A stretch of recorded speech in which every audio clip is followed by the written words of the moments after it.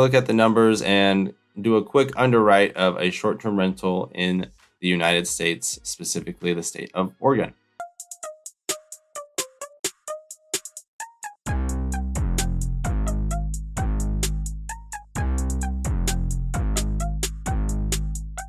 All right, hey, what's going on, guys? I just wanted to make a quick video today about just Airbnbs in different markets and what could be considered saturated markets, and just different ways to underwrite them for yourselves personally.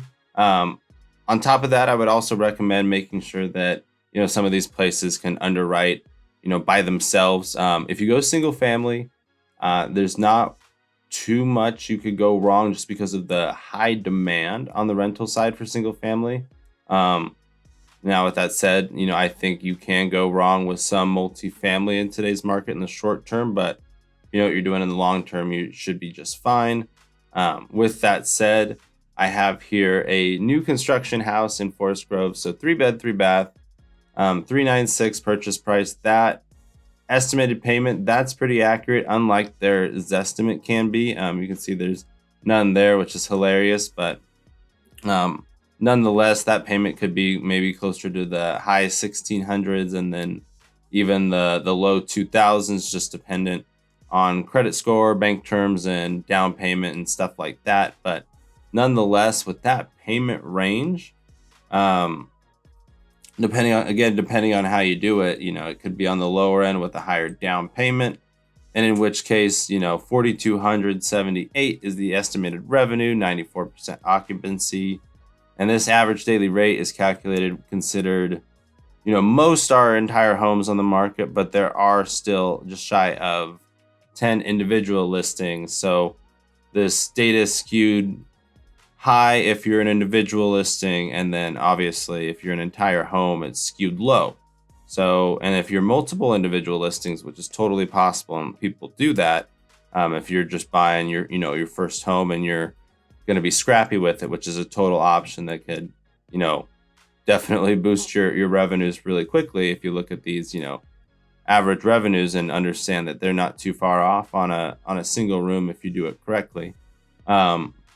Really interesting to think about. And Forest Grove is, 45-50 minutes outside of Portland, maybe a little over an hour on a pretty trafficy day. With that said, it's somewhat out there, but at the same time, not too much, and it has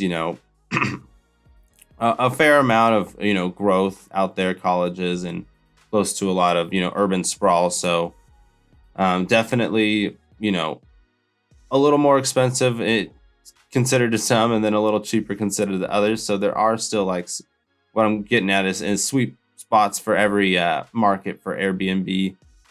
This one would cash flow about 2,400, and then again, if you wanted to be more active with the cleaning, you totally could, and that would cash flow you a little closer to 3,000 probably per month. Again, that would depend on kind of your strategy and your exact listing you had. Again, you can go townhome and buy the room, and maybe that's less maintenance for you, and you attract more of the traveling nurse type, which is totally out there and has been a totally viable option for us. But all in all, I just wanted to make the video and kind of do the quick comparison so you could see these revenues, these numbers, and then kind of look back and see kind of the product you can get, and what the payment would be. At the end of the day, you got to have minimum credit scores and things like that. 3% is what you'd be able to get in this situation for most people, unless you were a teacher, or use other people's money in some cases, or a small credit union was running a special. But yeah, just wanted to show you the quick comparison and kind of what you can do. I can make other videos and do different cities and find the best current deals, but this is just active now on the market, on top of the quote unquote shortage that's out there of homes. I think it's just an asset that's hard to build, and with population growth and the demand to live at home, the single family has become more desirable. There's plenty of empty buildings out there, when it's all considered, but people want to live at the more highly desirable places. So being able to capitalize on that, um, by getting some of those desirable places, or turning less desirable places into desirable places because no one wants to do it, seems to be the way to go for investing in the future. But all in all, thank you for watching my video. I do a lot of real estate investing and networking content, so thank you for watching to the end. I hope you enjoyed or learned something, but please subscribe, like, and have a good rest of your day.